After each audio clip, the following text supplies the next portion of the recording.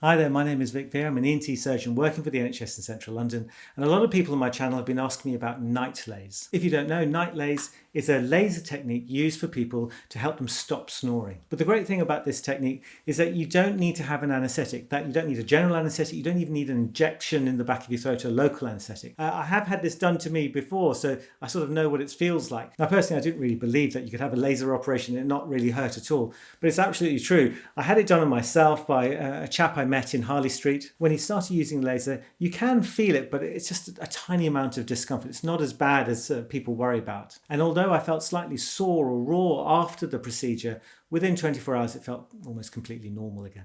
So the way this technique works is it uses very small pinpoint burns all along your palate, and these tiny little pinpricks eventually cause scarring and shrinkage. So each of those things will contract down after a few weeks, and then it tightens up your palate, stops it from sort of doing this all night and flapping around in the wind. And you go from a very low sort of guttural type of snoring, and it becomes higher and higher till it almost sounds a little bit like a wheeze. Typically you need to come back about 3, maybe 4 times in the first couple of months, and in selected people this really does seem to help snoring. But I think the key point to remember here is that it only works in selected people, and so long as you don't have large tonsils or a blocked nose, this should work very well for you. Admittedly, it's not really dealing with the root cause of your snoring, and so this technique will need to be repeated once every year or 2 years to maintain that sort of reduced level of snoring. And now actually I've edited this video. I started talking on and on about the research studies about it, and it got a little bit boring, so I'm sorry about that. So what I've done is, if you use the link below to my newsletter, I'll send you out an